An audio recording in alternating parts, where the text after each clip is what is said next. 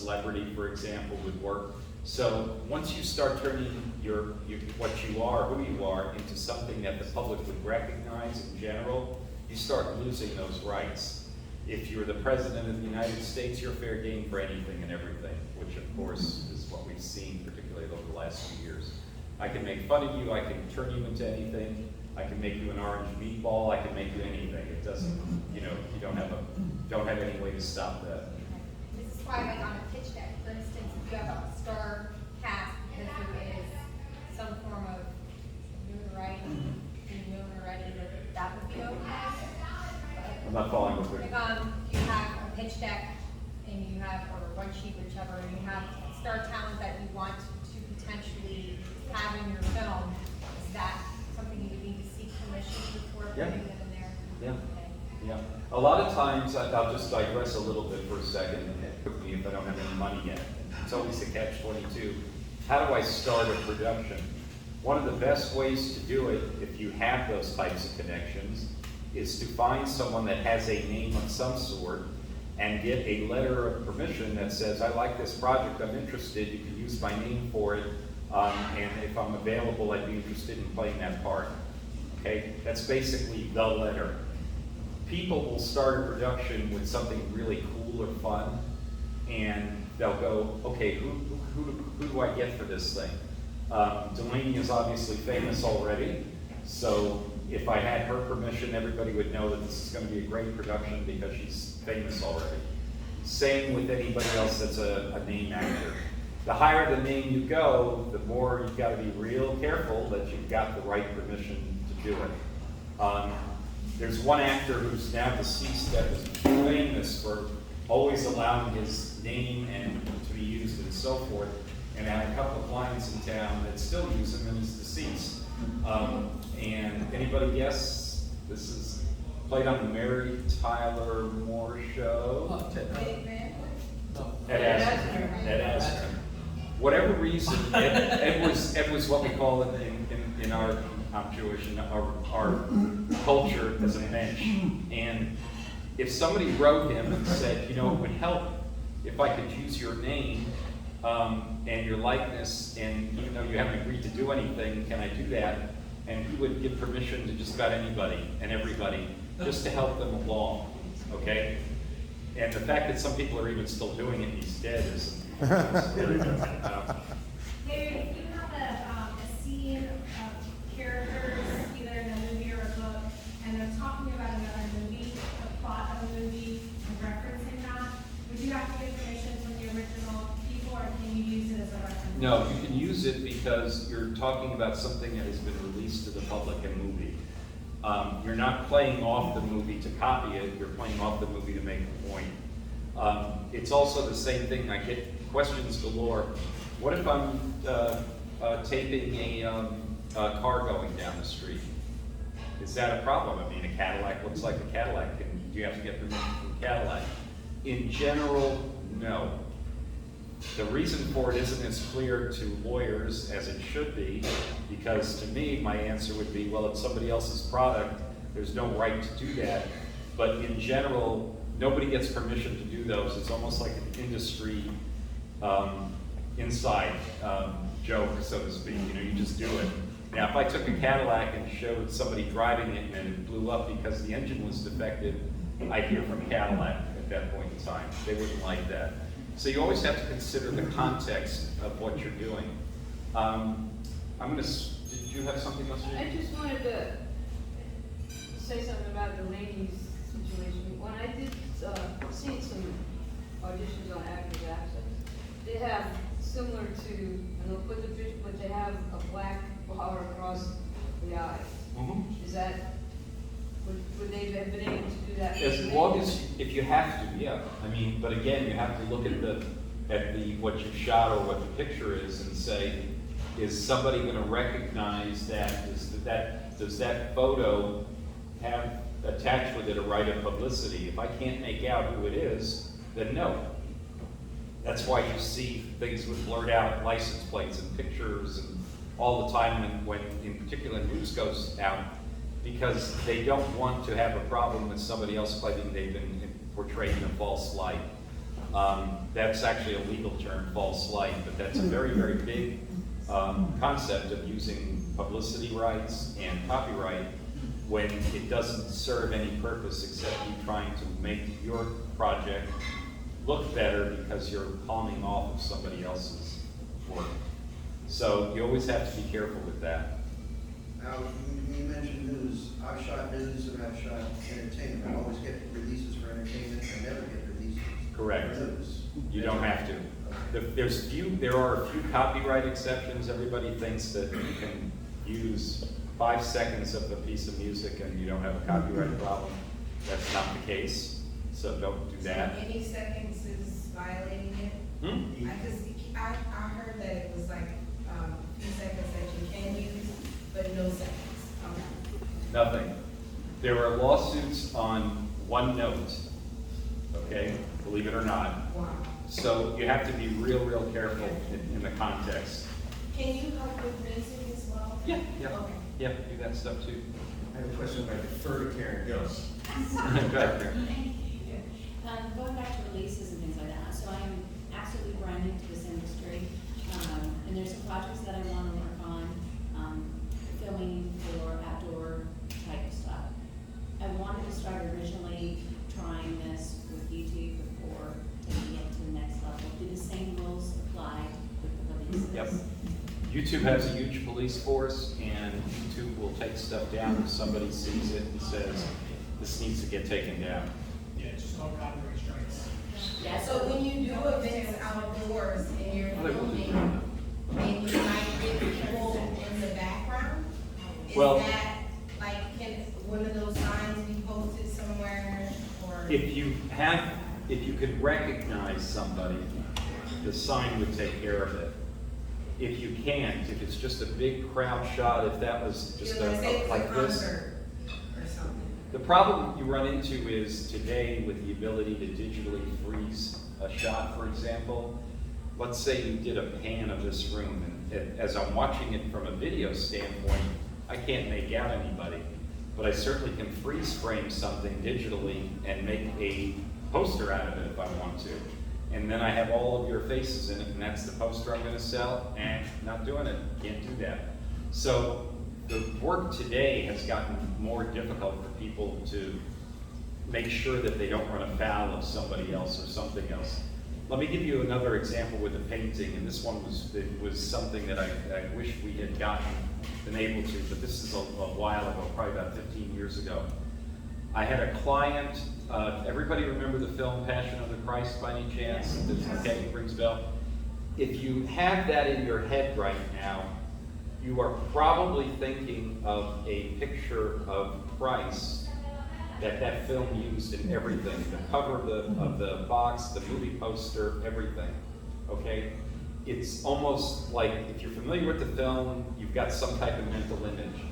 Well, that picture, that mental image you have, came literally ripped off a client of mine that lives in Apopka, as a matter of fact. And it was taken out of a book that he was in. Now, there were enough little subtleties changed, but you know what? That was a total ripoff of this guy's copyright. I sent a demand letter to Icon Pictures, Mel Gibson's company, way back when, and said, we need to talk. They, of course, said to me, take a hike, because that's the first thing they do all the time until it gets serious. I spent 2 years with the client trying to find a good litigator to go after them, because that thing would be worth a fortune, okay? I almost had 2 of them, including one in Texas, and they all backed off when they started adding up how much money it would take to pursue this against a Hollywood studio that was gonna fight it tooth and nail all the way through. My guy didn't have any money to do it, it had to be on contingency. If he was willing to pay money for an attorney to do it, I could have found 100 attorneys. But I had to find somebody on contingency. So there are lots of situations where I can show you, if I showed you a picture from that book and the cover of the, what was then the DVD release, you go, wait a second, these look almost exactly alike.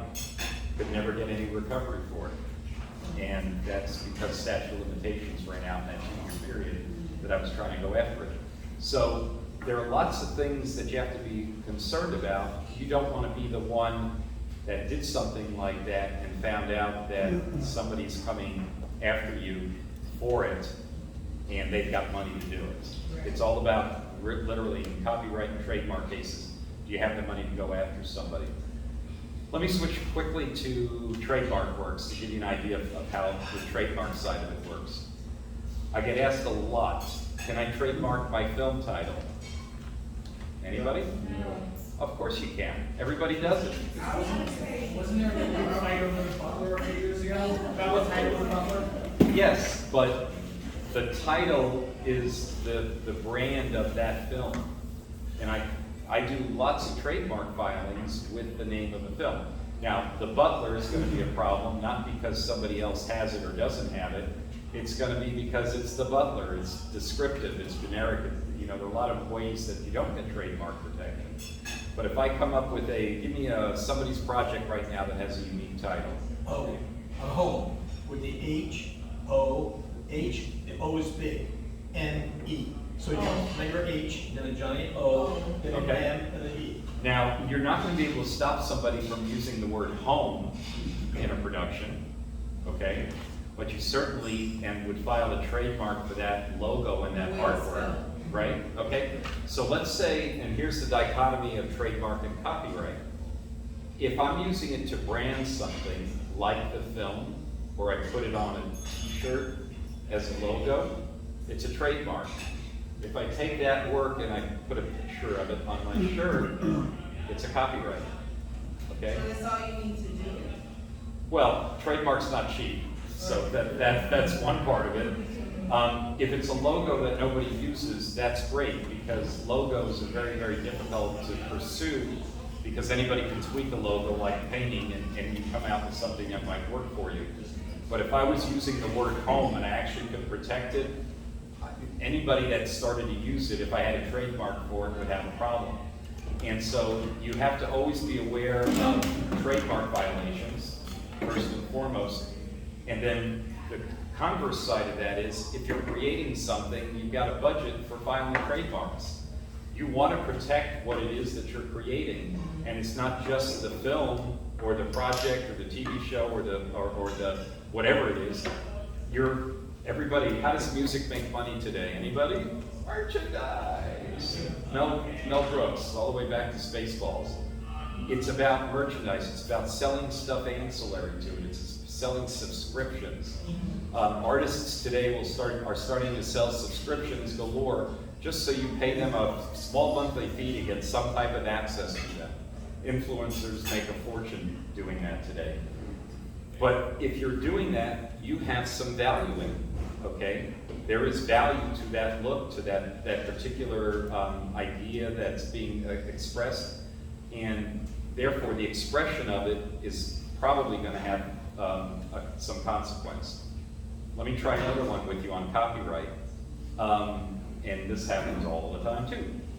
I've got a great idea for a show. Nobody has ever thought of this before. I want to copyright it. No. Why not, Jamie? Because you can't copyright an idea, Larry. Thank you, Jamie. A win.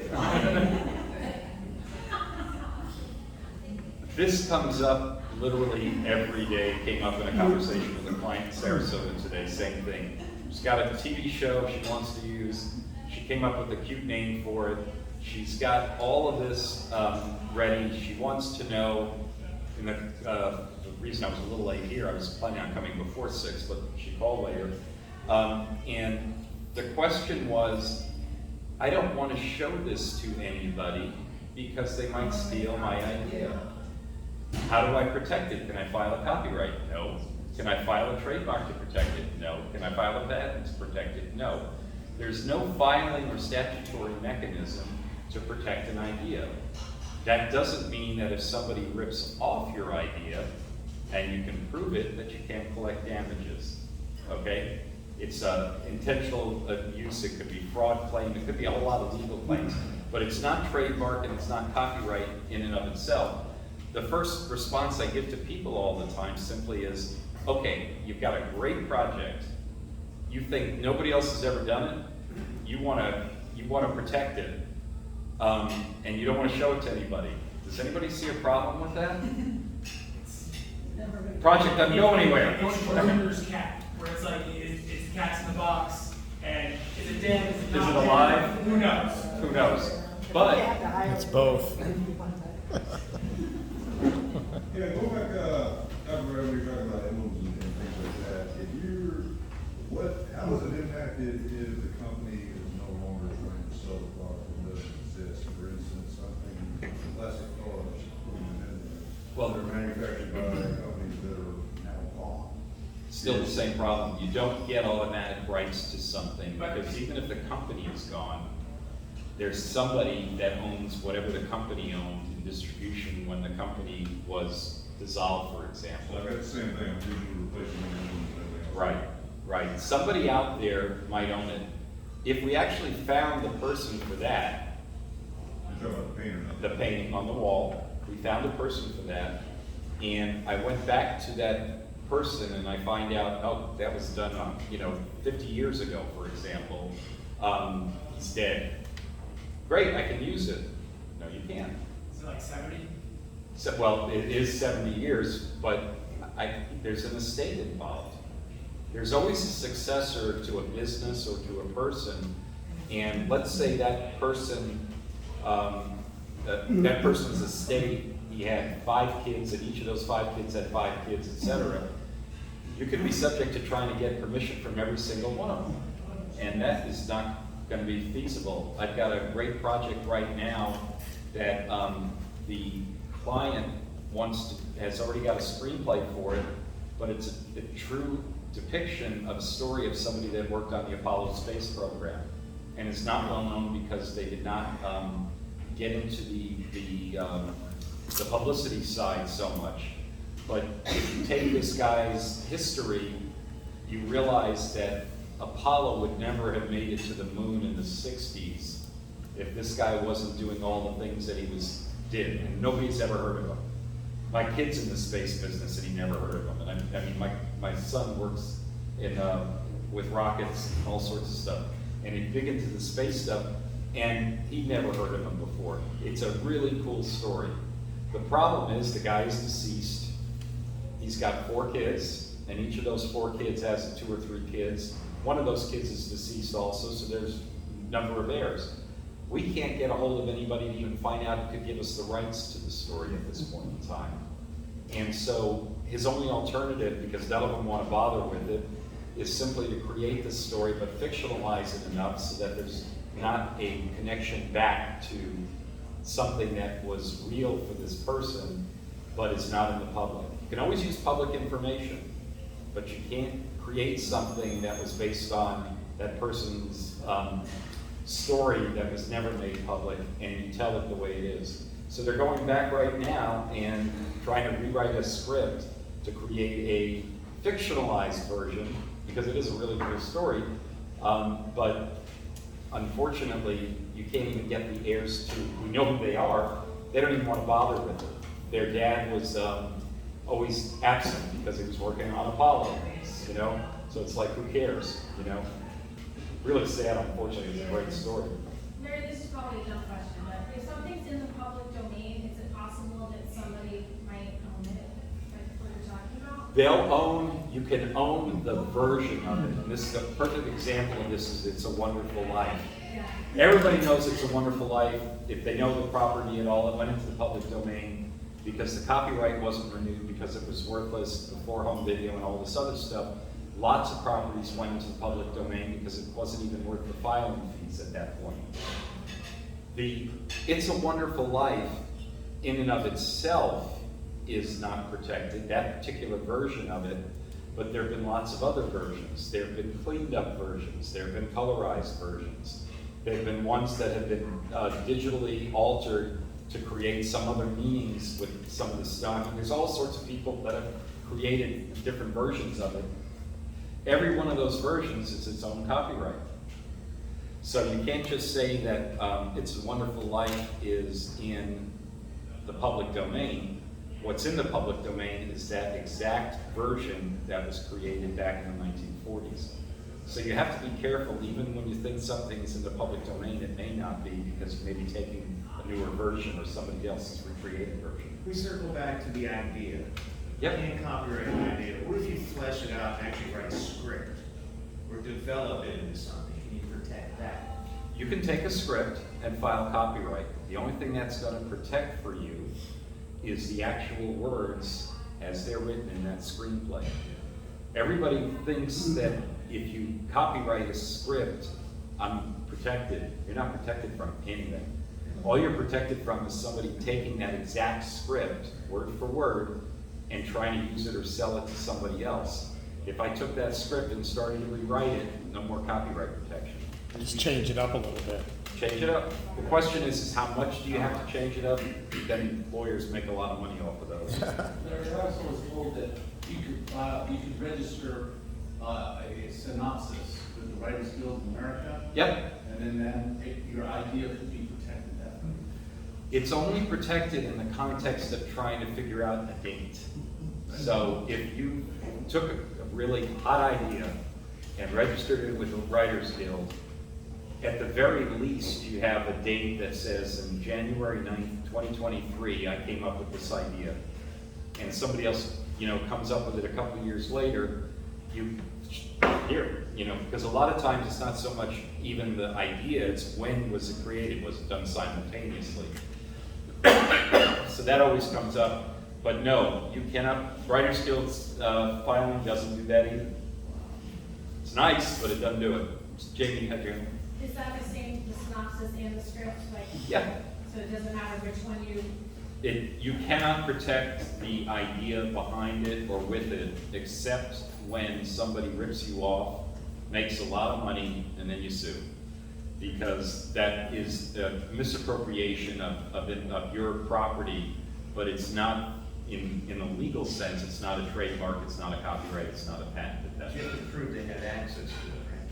Well, if you're in court, yeah, you have to have. Part of the thing with the Mel Gibson thing that I ran across was in the first letter, I had a couple of letters back from the attorneys, but the first letter, of course, was a blanket denial, come after us, we'll do whatever we need to do with you. And it was also focused on the fact that the guy that drew that would have no way of seeing this obscure art book that had this piece of artwork. So if we went to court, not only, it's looking at a jury, for example, would say, this is it, but I'd have to prove that that person had access or reasonable access, and I'd have to convince a jury that that's possible, even if I couldn't prove that that person had opened a book and saw it. Yeah, it gets very tricky, and lawyers love those cases because it's, hundreds of thousands of dollars, but. Yeah, the lady's been trying to get it over with a film she has that she wants to make a story for grandpa. He's got a pretty good story. If she goes forward with that, does she have to get permission from every descendant that's still living? Or No, what you have to say, this is my relative, I want to tell a story. Who's- Do you have that rights, or do you got to get everything? People will still have, other heirs would still have the rights. The question is who was the estate person, the estate rep? And if that person's still around, that person probably has the authority to make that decision independently. The problem we ran into is nobody has any idea if, about a will or where it was or who probated anything. Nobody paid attention. The guy died 20 years ago. Okay, I'm pretty sure on this one, there's no will when he died, so. You may have to. The problem is some heir, because you take this guy's story and it's worth $1 billion, box office blockbuster. Everybody that was related to this guy is going to want a piece of it. Okay. If the thing is a bomb and it doesn't go anywhere, nobody cares. So I tell people all the time, if you're doing a short project or you're trying to build your resume, etc., this is the unofficial version. If you run into a problem like any of the ones we've described, just get it out there. Let somebody stream it. The worst that's going to happen, probably, is somebody telling you to take it down. You're not making any money off of it, and you did it because you wanted to build up your capabilities as a filmmaker or as a storyteller, whatever. So go ahead and, you know, it's not official advice, I'm not gonna put it in writing, but just go do it, okay? Nobody's gonna bother you. It's when something is worth a lot of money that happens. Everybody loves The Secret Life of Pets, right? Anybody have, okay? There is a person in town, a client of mine, that pitched that exact show, scene by scene and character by character, to Illumination before it was bought by Universal, okay? Illumination said, nah, I think we'll pass. Illumination, all the people are gone, they're bought by Universal, all new management. And now Secret Life of Pets is a multi-billion-dollar property. I sent a letter, okay? And the same type of reaction. We vigorously dispute that this was taken, except I have copies of emails, I have copies of receipts when it was sent, I have notes from meetings with the Illumination people. One whole scene in Secret Life of Pets is a complete, total character name and characters from my guy's treatment that was done years before the thing came out. Beautiful. I'm on Easy Street now. This is going to be great. Okay, I can retire on this one. Except he decided not to go after him when it all is said and done. And the answer is, why would he not go after it? This is the real world of this business. Because then they don't want to work with him. Bingo. He's a big animator. He used to animate for Disney. He has a lot of work with the studio. Yeah, yeah. So he feels like He decided in the end that the cost of going after it and possibly making a bunch of money, he may or may not be able to have the staying power, or may or may not be able to get a lawyer long enough on contingency. Because again, we're talking hundreds of thousands of dollars in lawyer fees against Universal Studios. And he decided, I just got to chalk it up. People come to me all the time. I did this project, and it's on TV now. It's not my version, but it's exactly like I pitched these people. And then I say to them, what would you like to do? Well, we'll sue him. I said, okay. I said, how much money have you got to go after him for this? Have you got a war chest of maybe couple hundred grand right now? Well, of course not. I think like the phrase I heard was like, there are two different people in the world, the people who sue and the people who work. Which one do you want to be? Right, right. And if you're working at this business, you have to get a very, very, very thick skin. When people rip you off, when people appropriate an idea, the alternative is you don't tell anybody about your idea, and therefore, what's good is that to you? If you submit something to a studio today, before some of the big lawsuits that happened, like Coming to America back in the 80s and stuff, you could literally take a script or an idea and send it into a studio. More likely than not, because they're always looking for new projects, somebody might look at it and write you back. You can't do that today. The only way you can get through to a studio today is through an agent or an entertainment lawyer. I do a lot of writing letters for people. My letter starts off, worked at Disney and Universal. I'm now in this business for 40 years. I know my stuff, da-da-da-da. Here's something. And I can get through a gatekeeper to get to the person. Can't make them look at it, but at least it won't be rejected outright. Very, very difficult to get through. Now, let's say, for argument's sake, you get somebody to pick up on your project. They look at it and they go, I like this. This is something, wow. Send it over to me. And the client looks and says, well, if I do that, I'm gonna get ripped off. I know it. I know it. And then my answer is, if you don't send it, nothing's gonna happen. A studio today will require you to sign a release when you send it to them. And you know what that release will say? I'm sending this to you of my own free will. And if the studio has something that's exactly like it or anywhere close, whatever, you agree not to sue me because there's just a limited number of ideas out there, and whatever it is you sent me, anybody else can be developing at the same time. So then the client looks and goes, well, wait a second. If they take it and they rip me off, I don't get anything. And my answer back is almost glib by saying to somebody, they ripped you off, that's great. It means you got something up here. go get the next one. Maybe they'll work with you again, because they know your name. And I know so many people over the years that I've done this, where people have gone, that's my show, you know? And there's no way to prove at that point whether it was or it wasn't, but when it starts to make real money, the lawyers come out of the woodworks. Parallel thinking's a thing. Parallel thinking's a thing. Yeah. Or is it?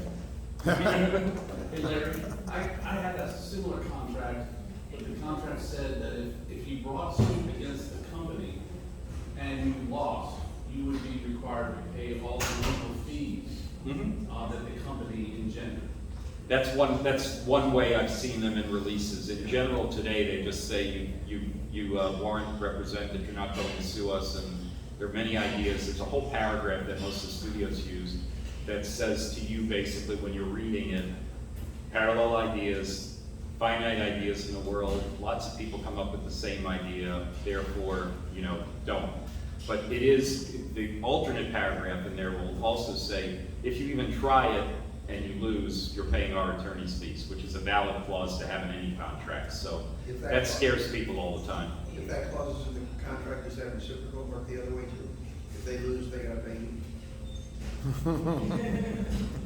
That's right. Well, if they lose, you're sued, you're gonna have to. It's not on that. No, because you've already agreed to not go after them. So if you do go after them and you lose, then you're gonna pay. But there's no reciprocal right to you to say, if you go after them and you win, that they pay. Your lawyer will certainly push for attorney's fees, and may get them, okay? But the contract provision that says you get attorney's fees is much stronger than thinking or worrying about whether a judge is gonna give it to you in their own grace or not. Getting attorney's fees is either by contract or the judge feels they like you. I mean, that's basically what it amounts to.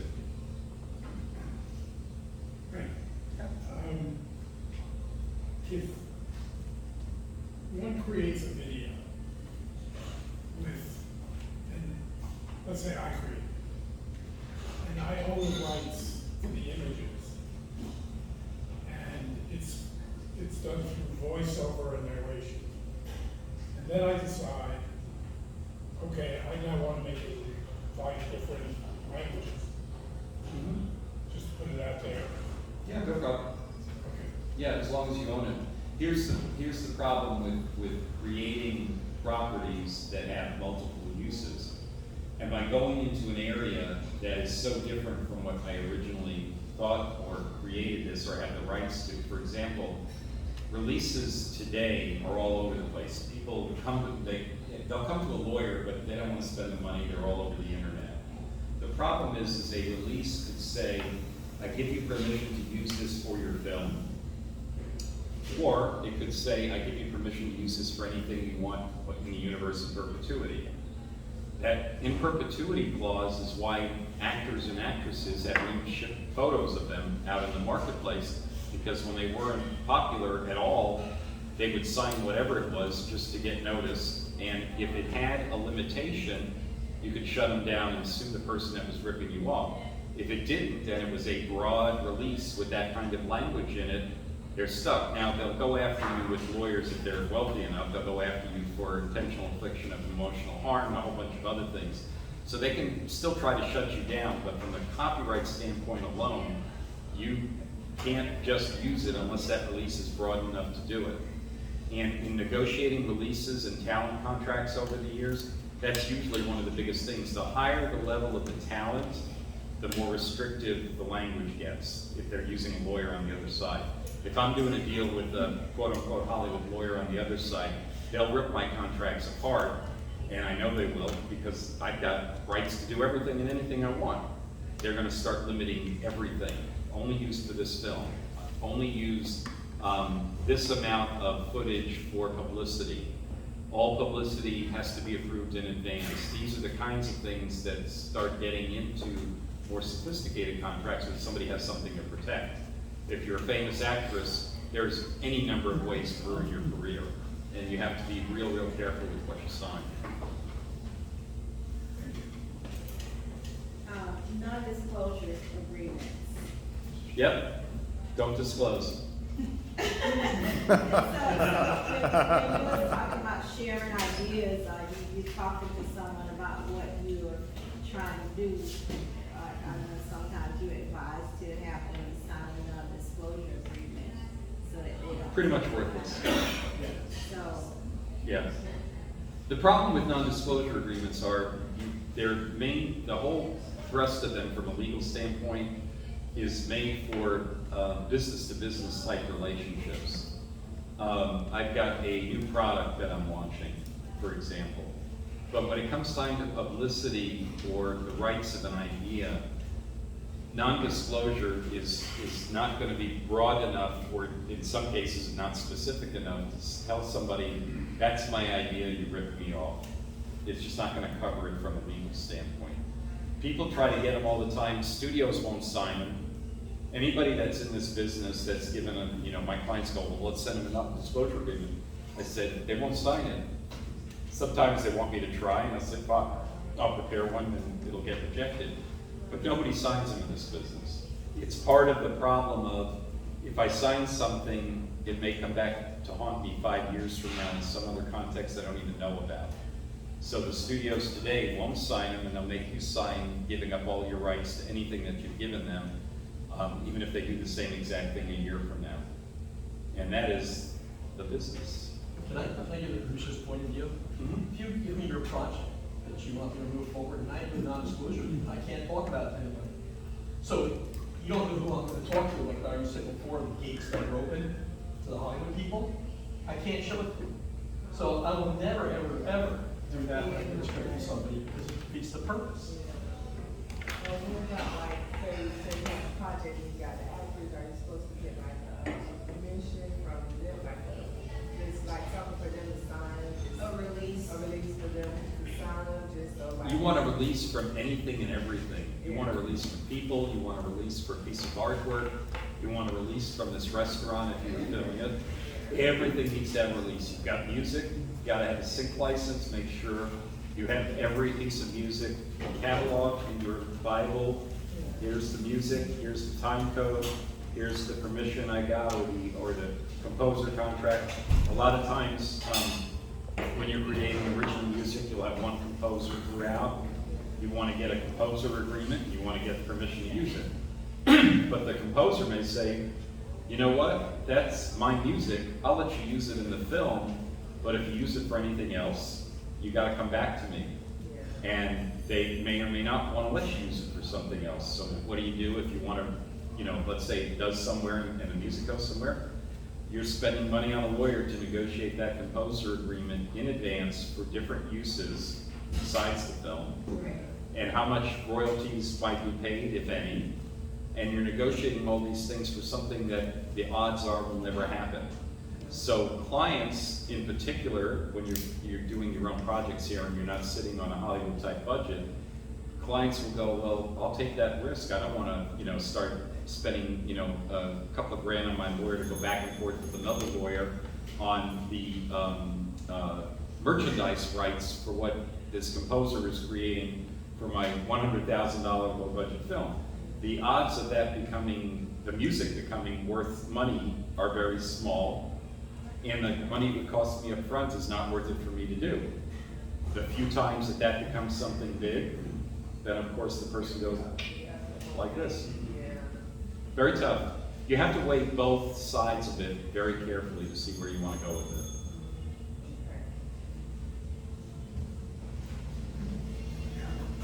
How many copyrights are there on a musical performance? You can file for the recording, you can file for the music, you can file for the lyrics. You can file individually for each artist that might have been on there, just so that it shows up in the record. Copyright's totally different than how trademark works, and that's the hard part for the layman, even a lot of lawyers that don't do this work to understand. Copyright doesn't protect anything except exactly what you sent the Copyright Office, whether it's artwork or a script. It doesn't protect anything around it, doesn't protect the use, doesn't protect the use of the name, none of that. The other side of what makes copyright easy is the filing fee is cheap, and anybody can do it themselves. Most people do. it's not worth it to spend money on a lawyer to copyright, even though how many people have done the online copyright form? Easiest form to ever go through, right? Haha, no. It's a pain in the ass, and you have questions. Every time you get to another box, you go, am I supposed to check this one, or am I supposed to check this one? Am I screwing myself over if I don't check this box? I have no idea. Because the law is complex, the application is complex. Same with trademarks. But when I get a trademark for somebody, that's it. That person owns it 50 states from the day of the filing on. I can stop anybody anywhere in the country, and if it's international, because it's a big deal, then it costs a lot more money to do it internationally, but you do it internationally also. But then again, of course, if you're in China, they'll rip you off no matter what. So.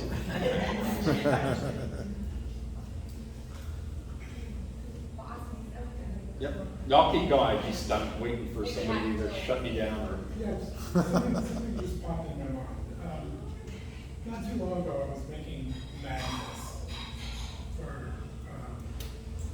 a gallery in Old Village, and I was using Canva.com, and there was a NASA logo, and I put that on the magnet. So I said to myself, well, Canva.com they're offering this as a logo to be used. Right, commons, yep.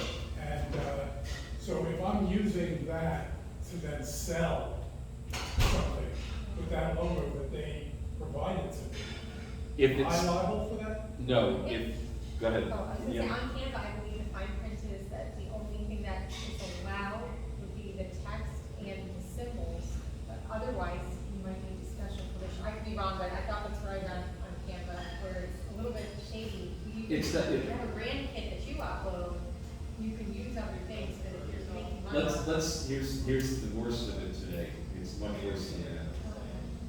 I take that logo off the site that says these are all free to use, okay? Comments, they're all over the place on the internet. So you use it. Then you get a letter from an attorney that says that logo was a protected trademark, and you now owe us $1 zillion. And you go, well, wait a second, I got it off that site that said, doesn't make any difference, the site may be wrong. But if somebody can show that they have the ownership of that, it doesn't make a difference where you got it off the internet. And that happens all the time. I get that, I mean, that's like bread and butter for me as a lawyer. I get clients that say, I'm being sued by Getty or Corbis. But you know what Getty and Corbis are, big picture houses. Every photo, now videos too, they own everything, so to speak. So if you use a picture that you find on the internet, and it even says with the picture that anybody can use it, that doesn't mean you have permission, because if somebody just wrote that, that doesn't obviate somebody else's rights to it if they own it. You'll get sued. And I have clients I get demand letters every couple of months, at least every couple of months on average, from a client that says, I put these pictures up, I got them off of a common site, and now they're demanding $50,000 from me. And I've got one now where the client just refuses to believe it. I mean, she took it off, it relates to golf, and it's pictures of a lot of the top golfers. And she just used them all over the place. She said, well, I got them off the site, they're using them freely. I said, no, Getty owns all of these images, and I'm getting hit with demands for each one of those pictures and each one of the uses. The total was about, if I paid them what they wanted, it'd be about $70-something thousand, which is out of sight. She refuses to do it. I'm not going to require her to pay. I usually write a letter back that says, yeah, but this was, in this case, it was on the blog. Okay, so it's not really selling anything. No money was made off of it. I'll give you $100 for it or whatever, but I'm not giving you $70,000 for all these uses. But the copyright law says each use has a statutory minimum of $750 to use it illegally. So you add up all the different uses and all the different pictures and all the different ways she uses it, it goes all the way through the roof. I have not been able, this is pre-Christmas, and of course we're after Christmas, I still do not have permission to send that letter back offering some type of money. She refuses to offer any money. She just absolutely refuses to think that there's any rights to that thing. You know, they haven't written back. The law firms that do that kind of stuff send out hundreds of these letters every day all over the place, and you still end up with the same problem. The client is going to have to pay.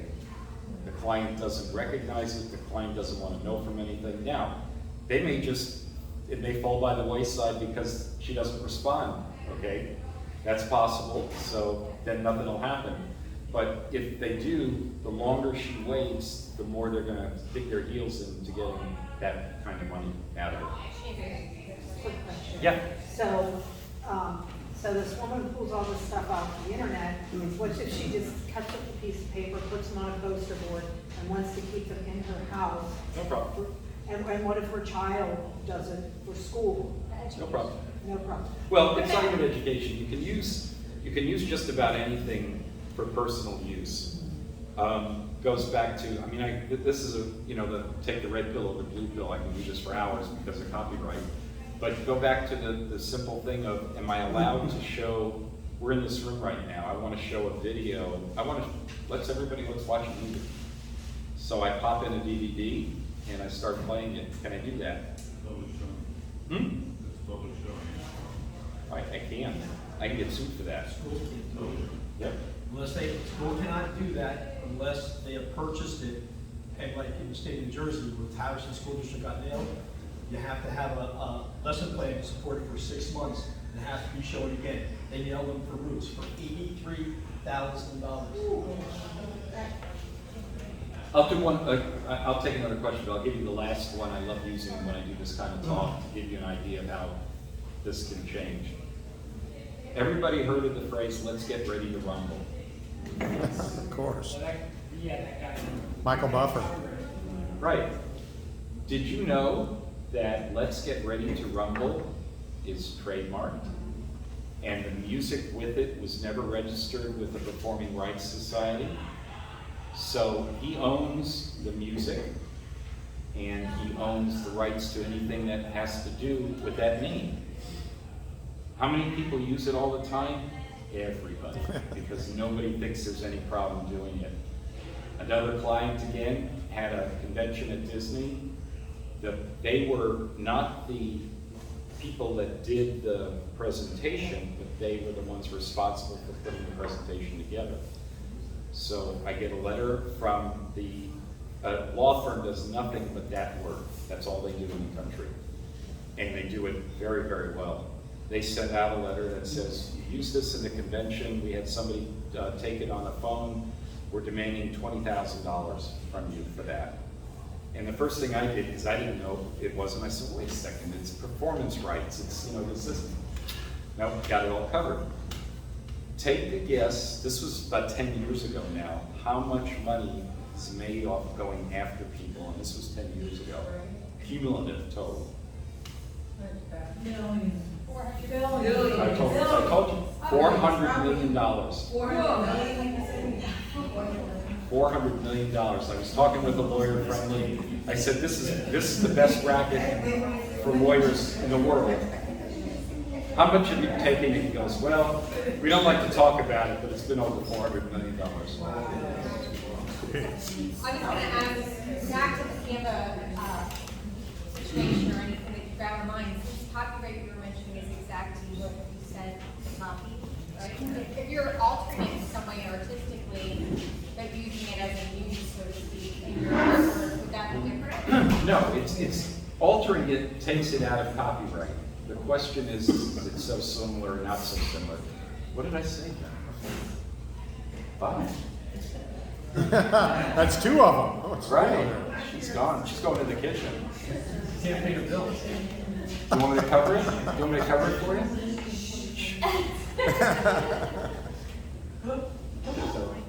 So, Anyway, I keep. she had. Yeah, please go ahead. Okay, this is part with the Canva thing. I subscribe to different software like film software, and it comes with a library like Getty. But according to them, I have licensed to use Yeah. those, so that's good. Okay, my other question is, are you, they're getting ready to do a movie night. So they need to get permission to, cause I'm sure they're gonna have it somewhere on Facebook, whatever they do. The- So they can talk about The hard part of that, answering that question from a lawyer standpoint, is absolutely you gotta get permission. The unofficial answer is, millions of people do it every day, they can't chase everybody, and if it's a small group, they'll come after you, you know? What are they gonna do?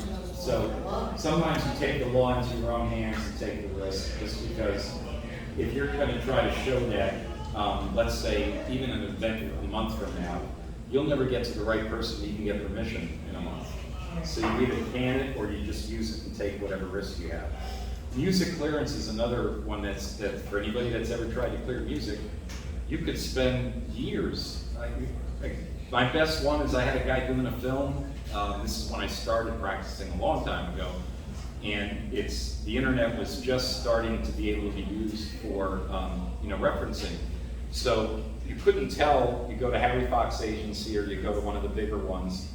And I finally got permission for the piece of music he wanted to use 2 years after I asked. Film's already long gone. You can't push it, you can't do anything. The only thing that you have the right to record is mechanical recording, again, of a song. Because the copyright law from way back in the piano player days, when this was enacted, said that anybody for a statutory payment can cover a song. But as soon as you change it to put video to it or do anything else, no rights to anything. You gotta get permission, you gotta pay what they want you to pay. You put a Beatles song in a Best One, Mad Men did a 20-second use in one of the closing scenes of like season 3 or season 4, famous Beatles song, like 10, 20 seconds, paid like $5 million for it. But, that's, when you have a budget, you have a budget. That brings up a reader question here. Back to your example saying, I only got music for this film. But I've got this composer who made enough music for this film. And now I'm going to promotion, but I don't have the rights on this. What if I fed that into an AI machine? And had him alter that, so I can do my program? You're fine. That's happening right now. The questions about what happens with an AI machine, here's a better one. Who owns it? Does the AI machine own it? Good question. It's funny, but it's not. The best famous case of that very recently was the gorilla in Thailand, I think. Took a selfie with the camera. It's iconic if you see it. It's like a baboon or something. Now, who owns the picture? Is it the guy that owns the camera, or can the baboon actually own? Because it's made a lot of money. It's made a fortune. It's whoever put the camera on to that. Well, at this point in time, there's nobody that owned it, because the baboon did not get rights to it. Right, he doesn't have human rights. It's not a person. So the same stuff's gonna come up with AI right now. Does the creator of the AI software own it? Does the person that uses the software? Really tricky question, not answered yet. It used to be that, when you travel to another country, I'm talking 8 years ago, it was like in India and stuff, it was almost it was a requirement that you had to ask someone, just people that live there, can I take your picture? And they had the choice to say yes or no, but you had to do that or they could technically arrest you. Now today, with all the cameras everywhere, you don't have to ask people if you can take their picture. You didn't have to beforehand, that was just courtesy. You can take pictures of somebody and not use them.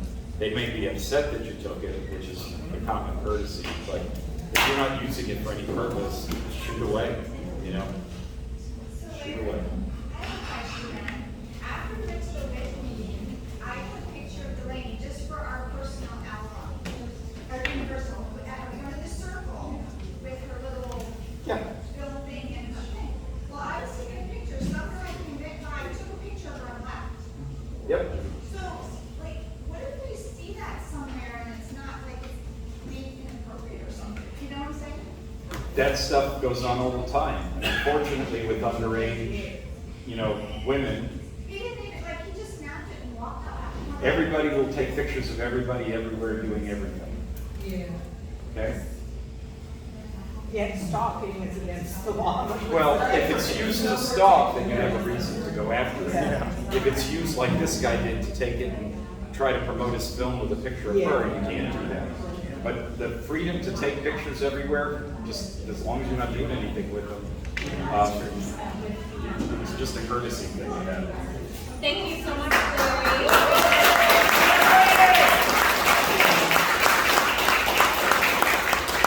For my next act.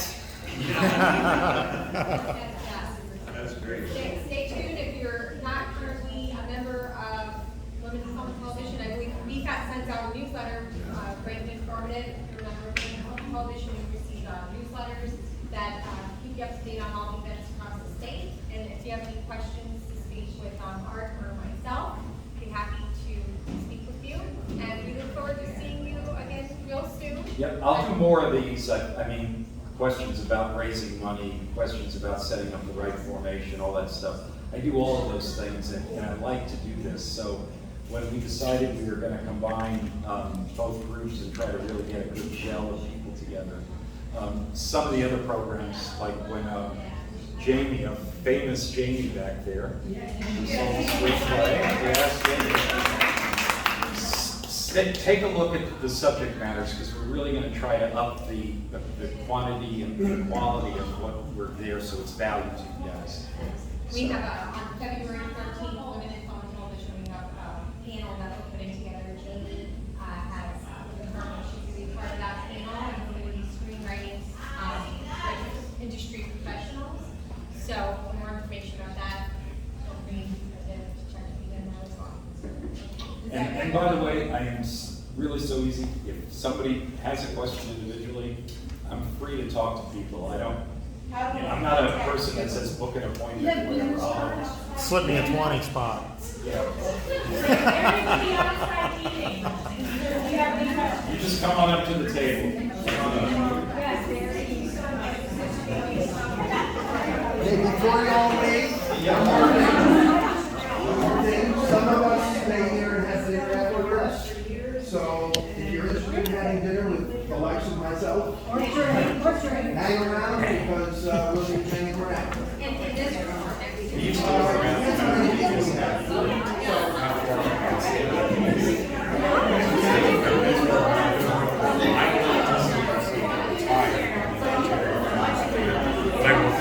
I already got you. I don't want to. I know. Break out. They said I want Tom He's funny. Oh, I'm sorry. I saw your shadow, brother. Excuse me. Scusi poco. Hi, Aaron.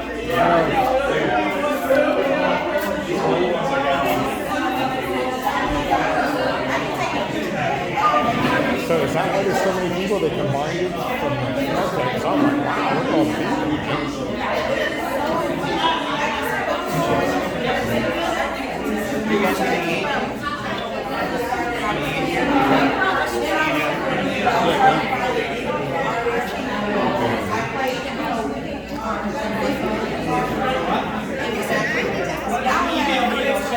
What's the question?